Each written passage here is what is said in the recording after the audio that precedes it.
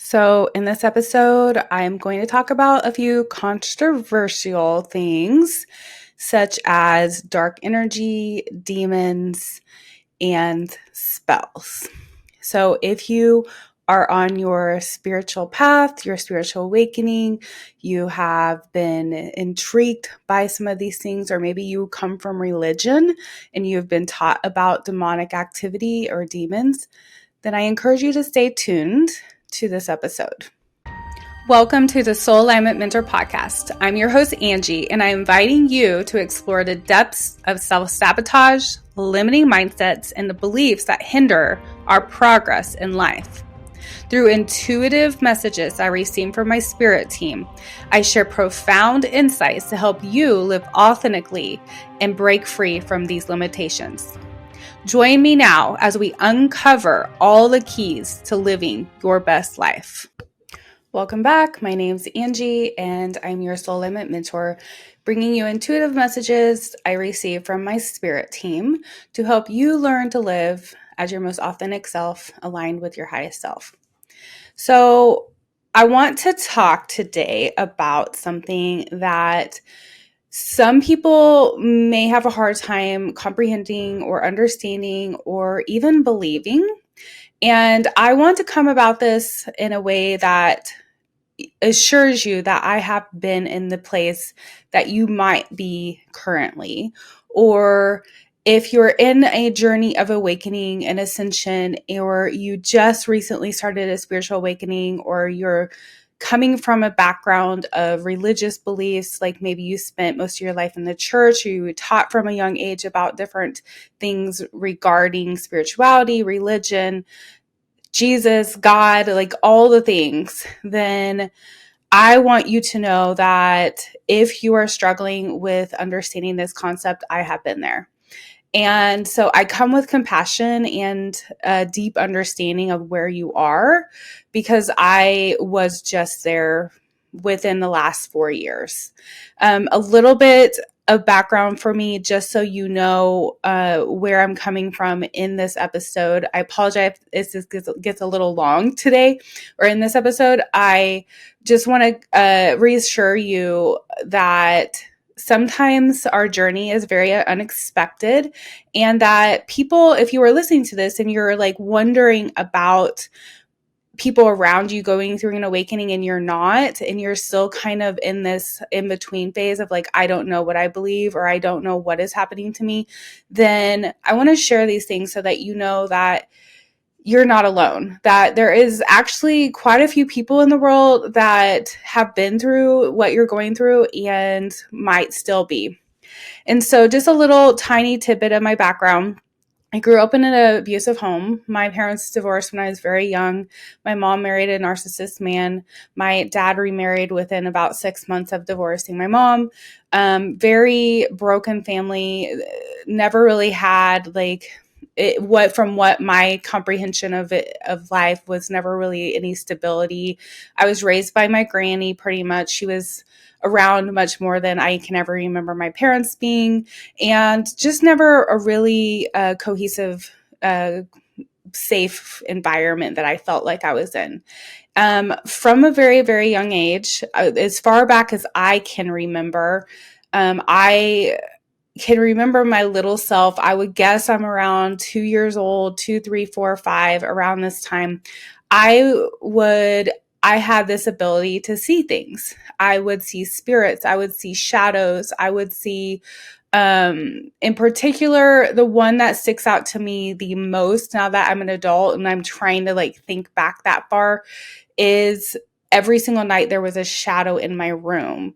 And the shadow would present itself in different places in my room, but particularly it was always catty corner from my bed, by my closet. And I remember at a very young age, I was very, something in me was like, I want to know what this is. Like, it shows up in my room every night. So what is this? And I remember I had got a night light from I believe my grandma. And I had this nightlight on my dresser, and I turned it on every night because I was scared of this thing. And one night I got up in the middle of the night and I moved, I don't know how I knew how to do this at such a young age, but I moved the nightlight around to see if it would change the shadow of this figure that I could see and if it would go away. And I was thinking maybe this is just a shadow of my nightlight on my closet door. Maybe this is just something that is shining into my room. And so I remember I moved around things in my room. I opened and closed windows. I changed things, and it was not leaving.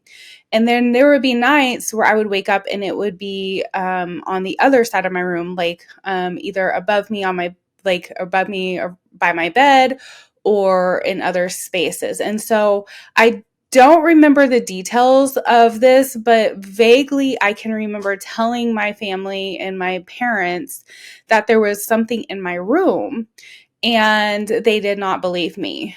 However, something provoked me to tell my little brother, who was 2 years younger than me. So he had to have been 2 or 3 at this time. And so I asked him to come sleep with me one night and see if he could see this shadow figure. And to this day, we're both in our 40s now. To this day, he will confirm that he saw it as well in my room when I was younger. So at a very young age, I began to see things, or I had some kind of a ability to see things in the spirit realm. And I want to emphasize how much trauma was in my life. Now, I can't remember a lot of my childhood, and so I don't know in particular what was happening, but if I can like vaguely pull out little memories, I know there was some yelling that was happening, and outside of that, I don't really know what happened probably up until around age 12 when I start to have a little bit more memories of my life. I do remember a few things before that, prior to that, but they're very like sporadic. And so another memory I do have that is very vivid from my childhood is around I'm guessing I was 5. We were living in the first home I would ever lived in my life. And I know my dad was either in a transition of leaving or he had left, or I'm not sure because I don't remember any of that detail. But this is around the time that they had divorced and he had moved out. And I had this, I was a very tomboy little girl. I loved to play outside. I loved to be in the woods. I still do. And I remember I got a cut on my leg, and I don't know if I thought I was going to get in trouble for it or what, but I have this vivid memory of taking a bath and being in the bathtub and looking at this scrape on my leg. And I can point out like physically where it was. I was on the top of my leg above my knee and looking at this, and something in me was like, I can heal that. I can make that go away. Now, I also want to point out we did not go to church. I did not have any teachings about religion.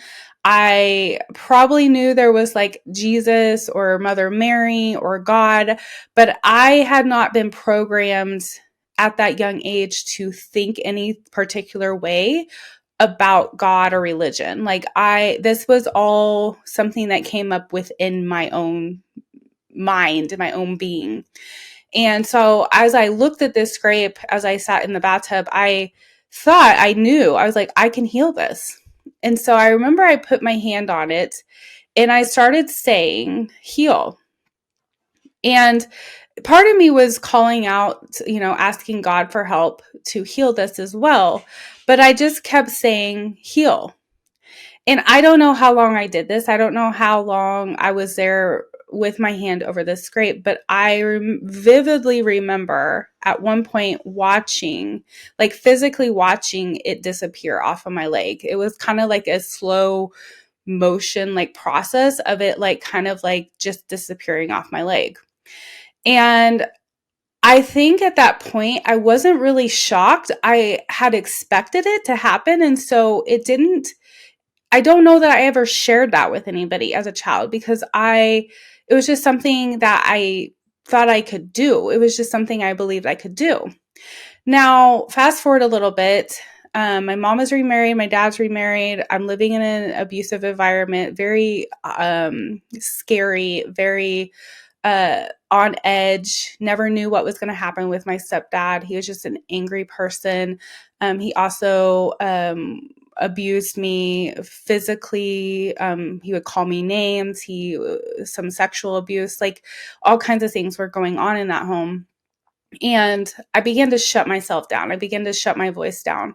But something in me was always calling out, knowing there was something more in the world. There was a God, there was a Jesus, there was something out there that could help me. And I remember close to probably 12, 13, 14 years old, I had received a necklace from somebody that had a cross on it, and I wore that thing ritually.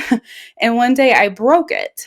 And I thought I was going to get in trouble by this god or whatever, whoever owned this cross. And so I remember I finagled it and I put the cross back on the necklace with like the little ties that you get on bread. I like pulled off the plastic part and used the wire to like put the cross back on it. And I hung it on my dresser. And I would sit on my bed or I'd lay on my bed and I would look at this cross and I would think, what is this? What does this thing mean? So in the middle of all this, as I'm seeking and I'm looking for answers spiritually, I begin to sense that this being that I had seen much younger, I would look for it in my room. And it was almost like this feeling of missing it, but also being afraid of it. And so I do remember I would look for it, but I don't remember actually seeing it at this new home that we lived in because we had moved in with this stepdad that I had. And so fast forward again, around age 16, 15, 16, I had a friend that was very involved in the church, went to youth group every week, all this stuff. And she kept begging me to come to youth group, come to youth group, come to youth group. And then like the youth leaders would come to the school and they would invite us. And so I believe I was a freshman. And so I decided, okay, let's see what this thing's about. And I ended up going to a camp, and then at that camp, accepting Jesus. This is a long story. I invite you to get my book Leaf Lessons and read it because I write a little bit more details about my journey in my book Leaf Lessons. But I remember I started going to church thinking I'm going to get the answers that I need about all these things I've had questions about, but I didn't find them. I began to learn about demons. I began to learn about dark, sin. Like I began to learn that I have to be good and not do bad things or think bad things. And I have to live this perfect life in order to be accepted by God. And this led me on a path of then going to a Christian college, getting a degree in Bible. And then I'd always wanted to help people heal. So I left the Christian college and I went to university to get a degree in human services with the emphasis in trauma and victim survivors in order to support and help people through their healing journey in life. Now, I didn't understand at the time that I was actually attempting to try to heal myself by trying to heal everybody else around me because I really at that point did not even realize I had grew up in a home full of trauma. And so I know I told you I was going to talk about demons. I promise you I'm going to get to that because this all plays into the reality of what I've come to understand. And so after in college, as I'm going to this Christian college, I suddenly start having these experiences again. I start seeing shadows again. I start sensing energy around me again. I start having these strange things happening to me. And I would say something to people around me, and then they would, of course, pray or try to do deliverance over me and try to cast these things out of my being or who I was. But the reality of it is I didn't realize that I had trauma in my energy. I didn't realize that there was a lot of dark energy in my energy field because of what I went through as a child. And in particular, there's a couple of stories that I will share where I saw spirits. I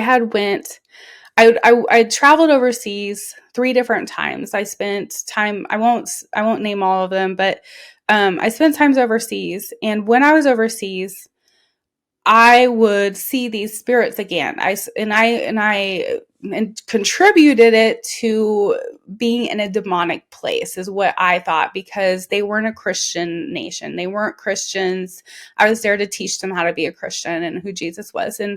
And so I contributed my ability to see these dark energies or these spirits or feel and sense them because of that. Then I also spent a summer, about three months or so, working in the inner city of Chicago, and I would work with teenage kids while I was there. And I know it for sure. I had three times in that time where I was in Chicago where I saw dark energies. The very first time that I saw it, I had all the staff that were going to be at this summer program. By the way, I'm from Kansas, so I drove from Kansas to Chicago to do this program. So I was in very unfamiliar territory when all these things happened.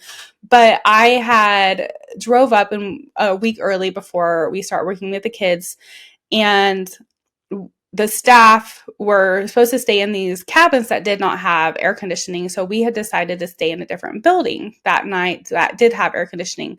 So the building was a ways away from the cabin, but you had to walk through the woods to get to the cabin.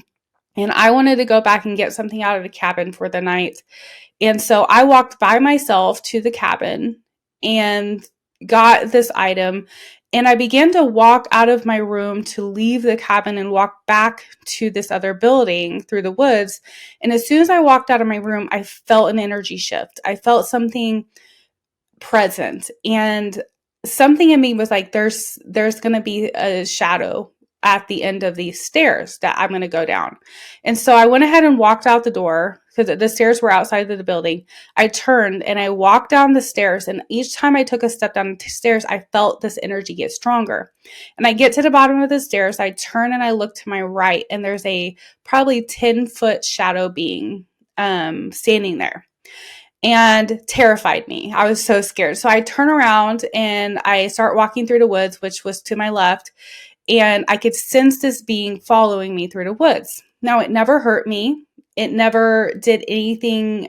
Like, I'm completely fine. Obviously, I'm still here. But there was this fear that came over me because I saw it.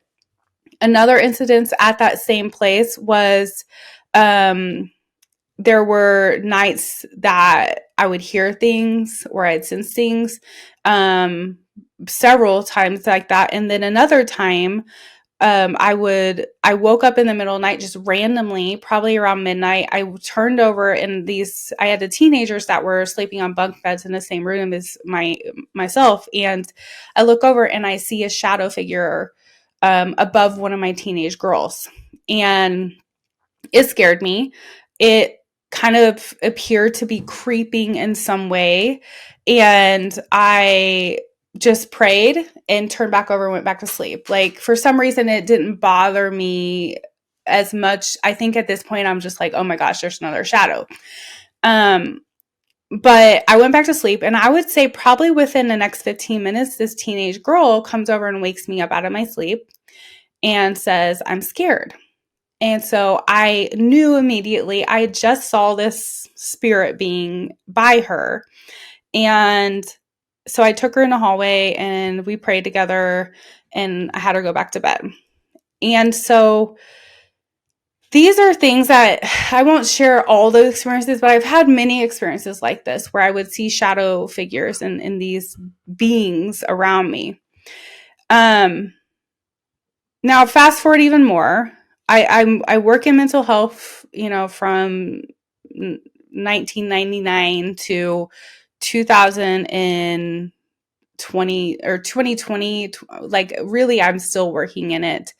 And so in 2016, I was in my backyard mowing my yard, and I heard a voice. And this voice said, "You're doing it wrong." And it sounded so real and so audible. Because I was mowing my yard, I turned the mower off because I'm like, okay, somebody's talking to me. And I look around and I don't see anybody. And I realized that this is some spirit talking to me or God or something. And that's when my entire life completely changed. Again, my book Leaf Lessons shares some more details of this, but I completely changed my life. This is when I left religion. I ended up leaving my job. I left the church. All these things happened. Now, one of the hardest things for me when I did start to have my awakening and leaving the church and leaving religion behind was that I wasn't sure about demons. I wasn't sure about dark energy. I wasn't sure about hell. And this was a struggle for me all the way up until about 2020, where my dad passed away from cancer in September 2020. And at that time, I still wasn't fully sure what I believed about the afterlife or demons or hell or things like that. And so I began to seek, answers to try to understand what is it that I believe? What is it that's real? I want to know the truth, really. So as I'm seeking, something in me, this is when I really started to meditate. I had already started meditating prior to this, but this is when I made it a daily practice. And it was hard, you guys. It was very hard to really do this. But I began to see a change in myself. I began to see a shift in my energy. And then I began to understand energy healing. And so I got certified as a Reiki master. I got certified as a meditation coach. I got certified in sound healing. I did all these things because I noticed a change in myself and I wanted to teach other people these things. But in the middle of it, my spiritual gifts that I had had since a child started to awaken. And I started having visitations from different beings, and I would hear Jesus would visit me and speak to me about his role of humanity, and shared with me that he did not die necessarily for our sins, but he was a guide and a teacher to help us to understand who we are spiritually and to ascend, that we can follow him and we can have him as a part of our life, but we're not going to go to hell if we don't accept him. We're from the same place he is, and we go back to the same place. So in the middle of this, I start thinking about all these shadows I've seen all my life, and I start asking these spirits that I'm communicating with, can you explain to me what demons are, what dark energy is, how does this happen if the universe is love, if God is love, if everything is really made up as love, then why do we have what we would call demons? And so spirits began to show me and explain to me that the energy of the earth is a very dense, heavy energy compared to the spirit realm, to when we move into the higher dimensions. And because of the trauma that humans have went through on earth, and because of how we've treated one another, we created dark energy. Now, everything in our energy is like a magnet. Our light is a magnet. Our dark energies are magnets. What we fixate on and what our energy goes towards, what our mindset is, what we hold as our beliefs, we will attract and pull in like energy. So the more you ascend, the more you grow, if you are familiar with new earth energy or raising your frequency or vibrating at a higher frequency and clearing out some of this dark energy, when you start to ascend into a higher frequency, you're less likely to attract lower frequencies that are also connected to trauma. And because dark energy is a magnet to other dark energy, we basically project this dark energy outward, and then it attaches to other dark energies that are in other people, and it forms what we would call an entity that we might call a demon. And because we have developed this belief that this energy is its is a demon, we in many ways have manifested these beliefs of what we would call a demon. So in that energy, because of humans' beliefs, it can be a very real experience for that person that has that energy that attracts that. The reality of it is, though, is that there is not an actual demon. It is an energy field that is full of dark frequency, full of shame, full of hate, full of anger, full of limiting beliefs, full of self-hate, full of basically it is lacking the energy of love, and it has composited and compiled together to form this entity of darkness. And then when you get this darkness around you, when you feel this darkness, this heaviness, it feels hard to get out of it because it becomes heavy. And anything that is heavy is hard to get out from underneath. So when you start to heal, when you start to ascend, when you start to let go of dark energies, these influences that are in the darkness have less of an impact on you and less of the ability to be attracted to you because it has nothing to attach to. Now, I also want to share about something that Spirit has told me about these shadows in particular that I would see throughout my life.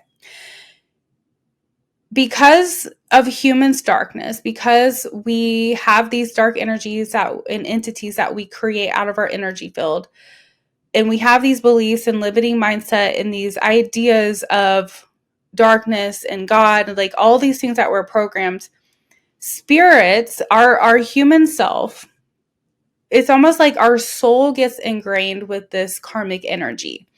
And when we pass, when we leave our human life, there is a possibility that a spirit was not ready to leave, is not accepting that they have left their human body, that they're done with this human life. And so they will stay in the lower dimension, and they often appear as dark energy because we are in a dark energy field. There are spirits that, because they are not ready to leave this human life, or they don't feel like they're done. And another thing that could keep a spirit stuck is the grieving, the continual grieving of the human that lost that person. They will stay to try to comfort that person or try to fix things because they will feel, I don't know if it's necessarily guilty, but they will feel an attachment in many ways because of that energy to be present. And so they might feel heavy in their energy field. Now, if this spirit stays, and then the person they were attached to in some way ends up leaving the earth, and they're able to move into the light, and they don't stay in this this realm, the lower dimension realm, right after you leave your body, they may have moved on into the higher dimension realms, and the spirit doesn't comprehend that. So they might look for other humans to attach themselves to so that they can basically use the energy of the human to try to have a human experience, a human life. And this is why some people might have what we call attachments or open energy that can attract this dark energy, but they're not demons. They're simply confused, lost spirits that need to be taught how to go to the light. And what's popping in my head right now is I have a current client that I'm working with that she is actually gifted. This is one of her gifts that she's meant to do on this earth, is to help these low vibrational spirits that are stuck move into the light. And we had an experience recently, and I don't think she would mind me sharing this, where she shared that she had had this dark spirit with her for, I can't remember, maybe 5 years. And so I led her through a meditation to figure out who this was and why they were attached and what they were there trying to do. And it ended up being a grandfather of hers that was presenting itself in dark energy. So we led the spirit through the process of connecting with his guides, connecting with his angels, connecting with loved ones in the light, basically, and the spirit has left. And she's felt free, and she hasn't had this around her since. However, part of the reason that she had that experience with this spirit was because it was a way of teaching her gifts and how she can use this gift to help other spirits that may come around her with this lower vibration energy that need help moving on. So the reality of it is that there really isn't necessarily demonic activity or evil activity that is trying to attack us. It is simply our own energy creating this darkness for the purpose, and really it does have a purpose, which is crazy that we humans would do something like this, for the purpose of creating contrast for our human life to have the experience of expansion and growth. Because without the darkness, without that entity of darkness that we have created in our aura, in our energy field, and then in some way fixating on it, we don't ever learn what real light is or what real love is. So even with the energy of grief, the only way that we know true love is through grief.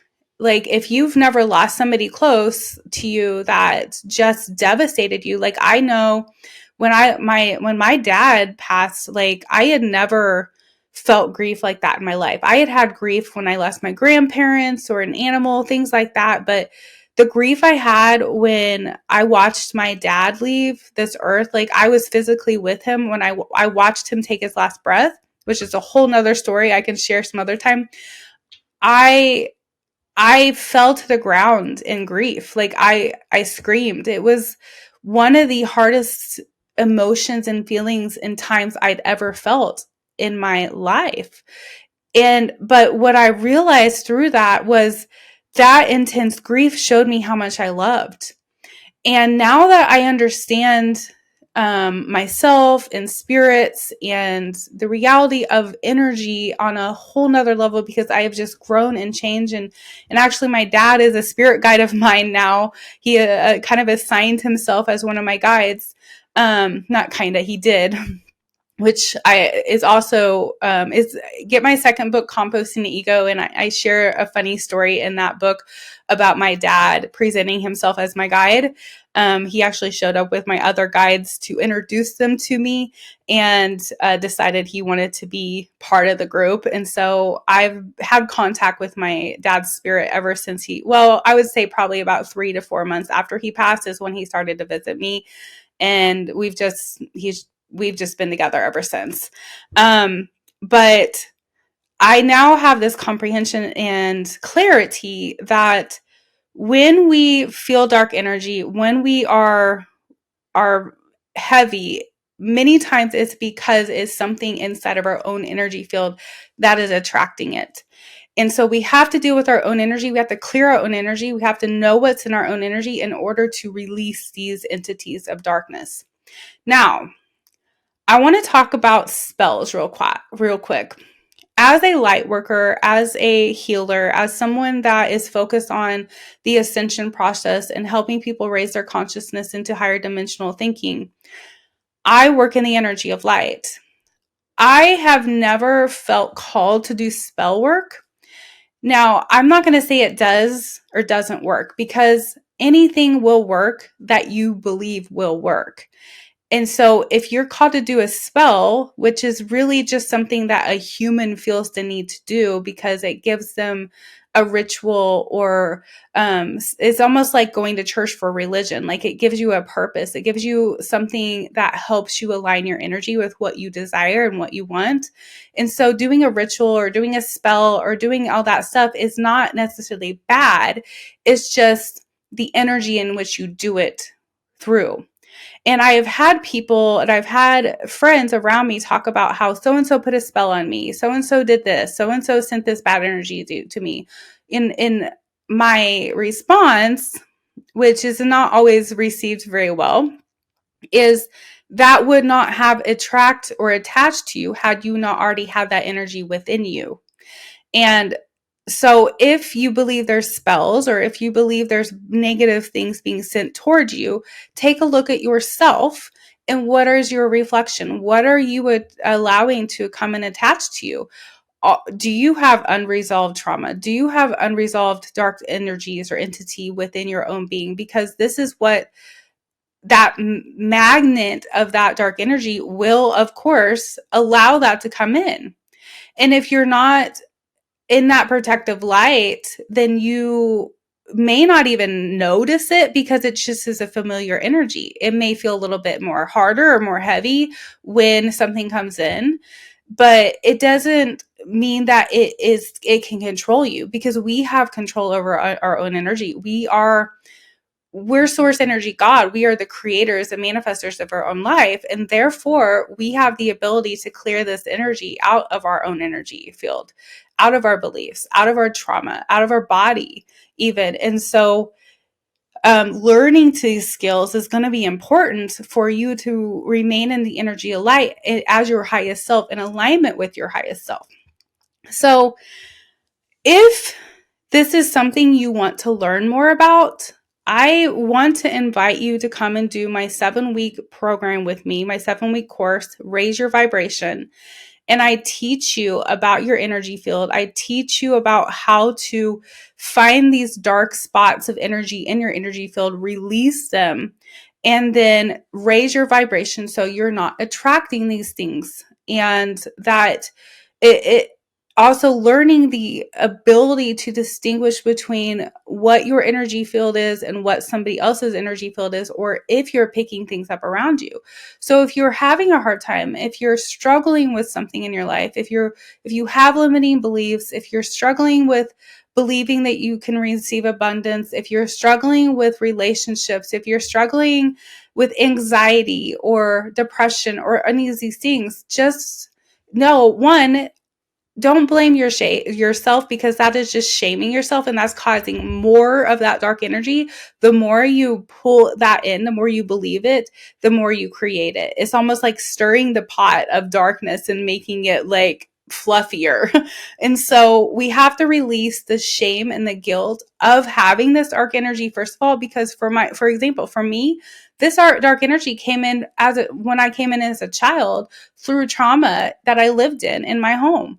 I did not do anything to attract it. It simply was the energy that I came in on and I was programmed through. But I had to take the initiative and the action to release it. Just because I was not responsible of bringing it in, I was responsible for if it continued to grow or if it continued to control my life. That's the difference. Like, we have to let go of the need to make the story about us and separate us from this energy and realize that our true authentic self is free from it and we can become free of it. So if that is something you want to do, I want to invite you to come do my individual course with me. Or I'm starting, if you are seeing this between today is January 25th, the new moon in Leo, by the way, and February 1st, I'm doing a group course where I'm teaching this for 7 weeks. So it is up to you what direction you want to take, but I do invite you to come and join me in this journey so that you can begin to work and be in alignment with your highest self. But I want to help you release the fear that there's something out there in your energy field or in the universe that's trying to hurt you or harm you, that there's demonic activity trying to keep you back from something or trying to, harm, like, keep you from receiving something good in your life. It is simply just energy that we can work with, we can rid it. And I know this to be true because I've done it in my own life. And I have communication with spirits often where this is continually reiterated. If you listen to any higher frequency teacher that works in the light of love, I'm thinking about Abraham Hicks. I'm thinking about Bashar. I'm thinking about Dolores Cannon. I'm thinking about all these people that work in the energy of love.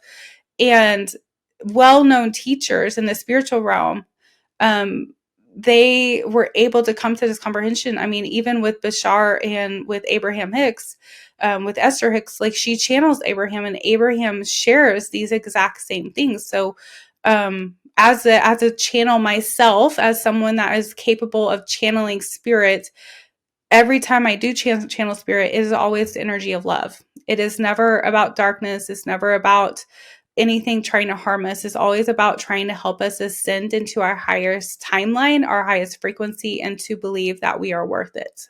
So come join me. My website, angieharris.org.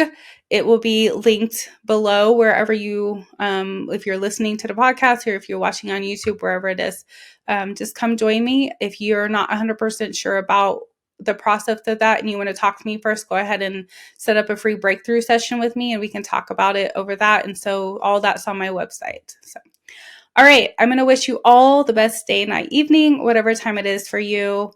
And I send you all the universal love. Thank you for listening today. Namaste.